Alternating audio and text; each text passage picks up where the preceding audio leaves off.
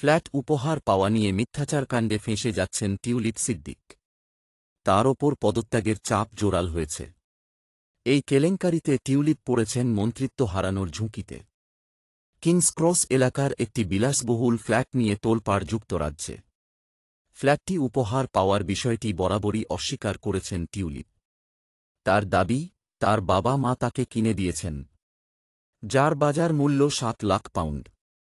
লন্ডনের ভূমি রেজিস্ট্রি রেকর্ডে দেখা যায় ২০০৪ সালে ফ্ল্যাটটির একক মালিক হন টিউলিপ।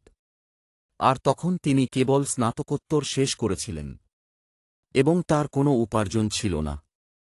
ফ্ল্যাটটির কোনো মর্টগেজও ছিল না, সেই সাথে এর কোনো দামও উল্লেখ ছিল না।